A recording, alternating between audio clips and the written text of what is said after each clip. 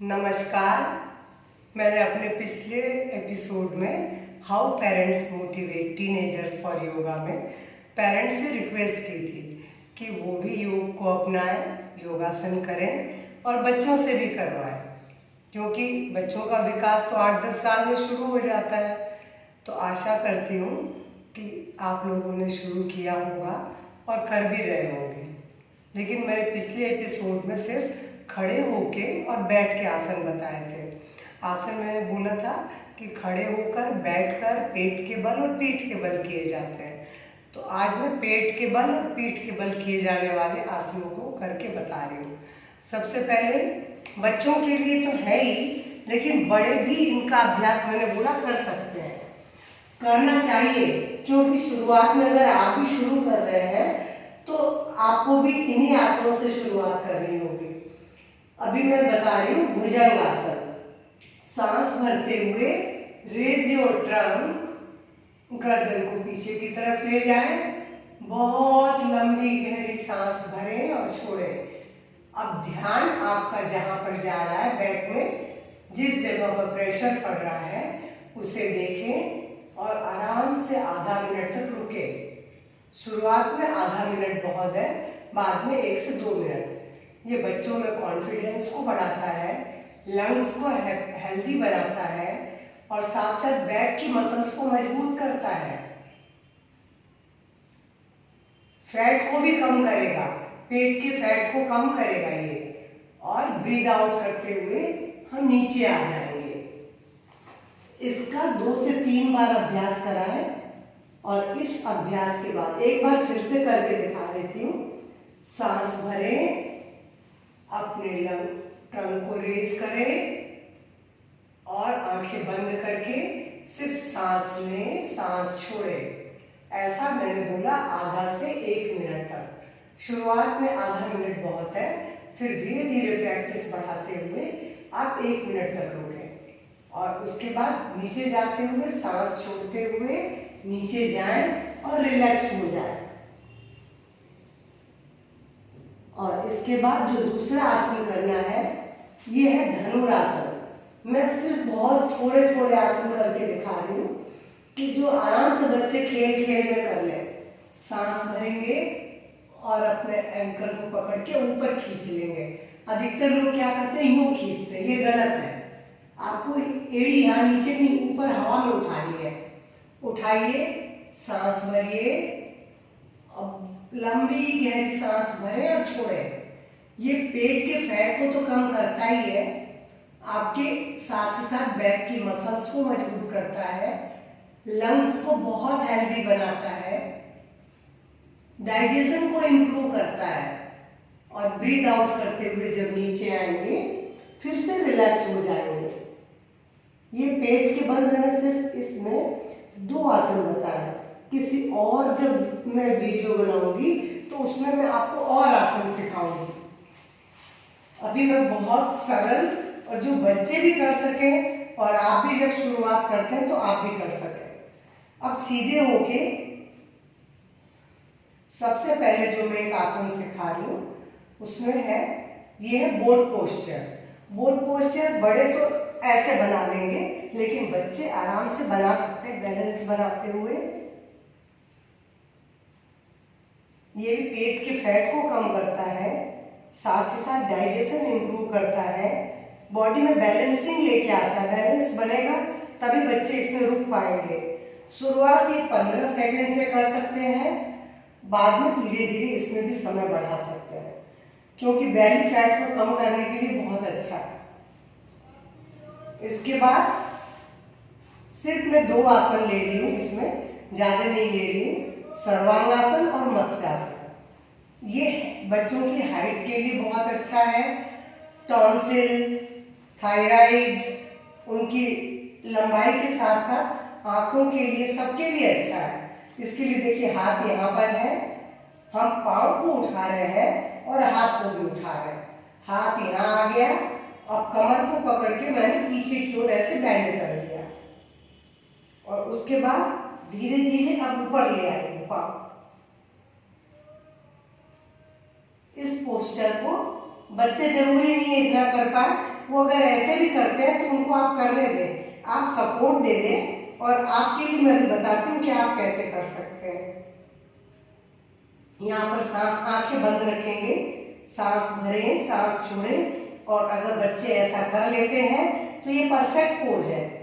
इसमें देखिए हमारी जो ठुड्डी है गर्दन से चिपकी हुई है, यानी टॉन्सिल को हेल्दी बना रही है। थायराइड, टॉन्सिल आंखों के लिए, बालों के लिए, चेहरे के लिए, और वेरिकोज वेन्स जो बड़ों को हो जाता है उसके लिए, सबके लिए बहुत अच्छा है। इसका नाम है सर्वांग आसन, यानी नाम के अनुरूप सभी अंगों के लिए इसके अंदर है। सिर से पांव तक इसका प्रभाव सारे अंगों पर है।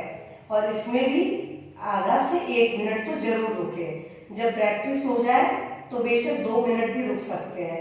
ये उनकी लंबाई के लिए तो है ही बहुत अच्छा, बट इससे ग्रोथ उनकी अच्छी होती है, क्योंकि इसका प्रभाव पिट्यूटरी पर भी आ रहा है। पिट्यूटरी हमारी मास्टर ग्लैंड है। और अब वापस जब आना है तो पहले हम पाँव को मोड़ेंगे। अगर हम सीधे आएंगे तो झटका लगेगा, पीठ में दर्द हो जाएगा, इसलिए आप बच्चों के साथ खड़े होके ही बनवाएं। और अब धीरे धीरे हाथों के सपोर्ट से मैं पीठ को नीचे ला रही हूँ, और पाँव नीचे और हाथ पीछे। उसके बाद रिलैक्स। अभी मैं पहले बच्चों के लिए करके दूसरा पोज भी बता रही हूँ जो आप भी कर सकते हैं। आपके लिए सर्वांगासन कैसे होगा वो मैं अभी दोबारा करके बताऊंगी। ये देखिए, ये मत्स्यासन है। पद्मासन जो लगा लेते हैं वो तो पद्मासन नहीं करेंगे। ये देखिए, मैंने दोनों घुटने भी जमीन पर है, एल्बो जमीन पर है, अंगूठे को मैंने पकड़ रखा है, सिर को मैंने ऐसे बीच वाला भाग जमीन पर ले आई हूँ, कंधे ऊपर है। इसमें देखिए लंग्स पूरे खींच रहे हैं, ये लंग्स के लिए बहुत अच्छा है। साथ ही साथ ये आपके जो शीर्षासन एक कठिन आसन है, सर्वांगासन के साथ इसको करने से आपको उसका लाभ भी मिलेगा। और थायराइड, टॉन्सिल सबके लिए तो है ही। और इसके बाद धीरे से पैरों को खोलते हुए सिर को सीधा कर लेंगे और रिलैक्स हो जाएंगे। मैंने अभी सिर्फ इस बच्चों के लिए भी एक बोट पोस्चर, सर्वांगासन और मैंने मत्स्यासन बताया है। और इसके बाद मैं अब आपके लिए बता रही हूँ कि आप सर्वांगासन कैसे करेंगे। आप नहीं कर पाएंगे अभी, तो आप यहाँ दीवार में हिप लगाएं और धीरे से दीवार के सहारे हो जाए। देखिए मेरे पाँव और हिप सब दीवार पे लगे हैं, और दीवार के सहारे सारे पैरों को मैं ऊपर उठा रही हूँ। ऊपर उठा के मैंने अपने हिप को पकड़ लिया है। इसमें भी चिन्ह हमारी जो है, ये देखिए धड़ हमारा ये गर्दन से चिपका हुआ है चिन्ह। ठुड्डी मेरी गर्दन के अंदर पहुंच गई है, यानी आपको इसमें भी लाभ वही मिलेंगे पर उसमें ज्यादा है। और जब नीचे आना होगा तो ऐसे ही आएंगे, पैरों को सरकाते हुए नीचे लाएंगे और धीरे से पैरों को मोड़ करके सीधे हो जाएंगे। तो ये तो मैंने आपके लिए बताया है जो नहीं कर सकते हैं। और वैसे भी सर्वांगासन कमर दर्द वाले, सर्वाइकल पेशेंट नहीं कर सकते हैं, तो ये उनके लिए था। उसके बाद आसन करने के बाद जब खड़े होके, बैठ के, लेट के सब तरह से कर लेंगे तो आप अपने शरीर को इस तरीके से ढीला छोड़ दें, आराम की मुद्रा में आ जाए और लंबी गहरी सांस भरें, छोड़ें। आसनों को करने के बाद हमारी बॉडी में रिलैक्सेशन का आना बहुत जरूरी है। जब बॉडी रिलैक्स हो जाती है तो हम पहले से भी बहुत अधिक एनर्जेटिक फील करते हैं। और अब 5 मिनट के रिलैक्सेशन के बाद जब आप उठ के बैठेंगे तो उसके बाद प्राणायाम के लिए, तो प्राणायाम के लिए जो लोग पद्मासन लगा सकते हैं तो वो पद्मासन में बैठें, पर जो पद्मासन नहीं लगा सकते, क्योंकि प्राणायाम जब तक हम नहीं करेंगे तो उसका प्रभाव, प्राणायाम का प्रभाव हमारी मेमोरी पर तो है ही, मन पर है, कंसंट्रेशन पर भी है, इसलिए प्राणायाम हमें जरूर करना चाहिए। उसी के बाद आप कुछ मिनट के लिए शांत मेडिटेशन के लिए बच्चे बैठें, क्योंकि मैंने इसका प्रभाव सिंधिया कन्या विद्यालय में करवा के देखा है। बहुत मिरेकल इसका प्रभाव है। तो अगर जो लोग ऐसे नहीं बैठ सकते हैं, कोई बात नहीं, क्रॉस लेग बैठ जाए।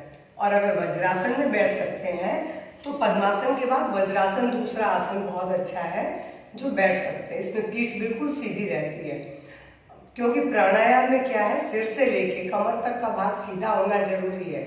या तो वो पद्मासन में सीधा रहता है या वज्रासन में। अगर आप क्रॉस लेग बैठेंगे तो आपको अपनी पीठ का ध्यान रखना पड़ेगा कि सीधी हो, पूरा सिर से लेके कमर तक का भाग सीधा। हाथों की ज्ञान मुद्रा, ये देखिए, touch the tip, 3 fingers straight, और ऐसे रख के बैठ जाते हैं। और उसके बाद आंख बंद कर लेते हैं। पूरे प्राणायाम में आंख नहीं खोलनी है। आंख बंद करके एक लंबी गहरी श्वास भरें और छोड़ दें। मैं आंख इसलिए खोल रही हूँ कि मुझे देखना है कि मैं जो करके दिखा रही हूँ आप उसका सही उपयोग कर पाएंगे कि नहीं। और उसके बाद आंख बंद करके कपालभाति करना है।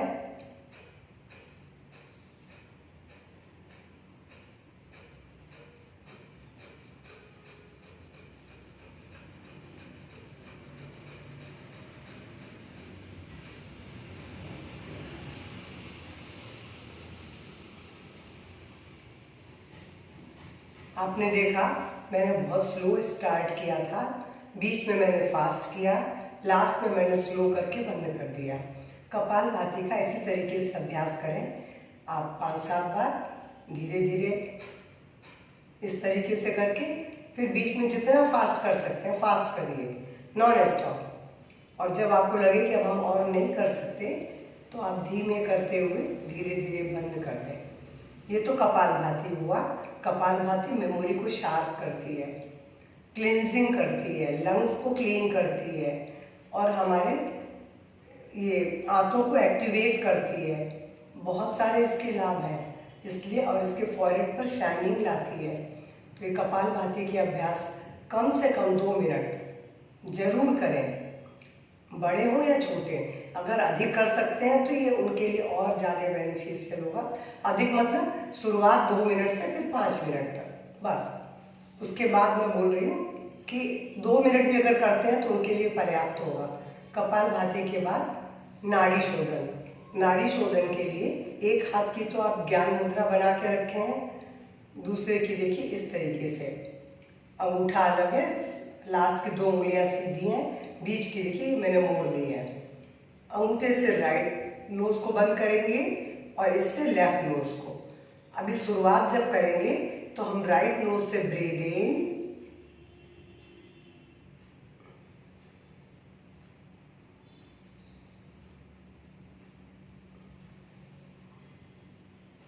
मैंने क्या किया, लेफ्ट से स्टार्ट किया, लेफ्ट से ब्रीद इन, लेफ्ट को बंद कर दिया, राइट से ब्रीद आउट, राइट को मैंने छोड़ दिया था खुला, फिर राइट से ब्रीद इन करके राइट को बंद कर दिया, लेफ्ट से ब्रीद आउट। ये सिर्फ एक चक्र है। ऐसा कम से कम शुरुआत में 5, 7, 11 चक्र करें, और बाद में इसका 3 से 5 मिनट तक अभ्यास कर सकते हैं। क्योंकि बच्चों के पास बहुत समय नहीं है तो मिनिमम 2 मिनट्स तो जरूर करें। 2 मिनट के लिए कपालभाति, 2 मिनट के लिए नाड़ी शोधन। और एक बार दोबारा करके बता देती हूँ। ये देखिए मुद्रा है मेरी, और उसके बाद मैंने राइट नोज को अंगूठे से बंद किया, लेफ्ट से ब्रीद इन, लेफ्ट को बंद करके राइट से ब्रीद आउट, राइट से ब्रीद इन दोबारा कर लिया, राइट को बंद करके लेफ्ट से breathe out, breathe in, breathe out, breathe in, breathe out. इस तरीके से नाड़ी शोधन प्राणायाम होगा। ये बहुत धीरे किया जाता है। इसमें जो ब्रेथ है वो साउंडलेस है, ब्रेथ की आवाज़ नहीं आनी चाहिए। अनुलोम विलोम में तो आवाज़ आती है, मगर नाड़ी शोधन में आवाज़ नहीं आती है। बिल्कुल उसी तरीके से है, और इसका प्रभाव बहुत अच्छा है। तो नाड़ी शोधन करना है, ये करना है, और उसके बाद इन्हें केवल ओंकारा चांटिंग करनी है। ओंकारा चांटिंग के लिए आँख बंद करें, पीठ सीधी ही रहेगी, आंख नहीं खोलना है। प्राणायाम शुरू कर दिया तो अब आंख बंद ही रहेगी। और डीप ब्रीदिंग के साथ कम से कम 11 बार। मैं कम कर रही हूँ क्योंकि मुझे वीडियो खत्म करना है। डीप ब्रीदिंग के साथ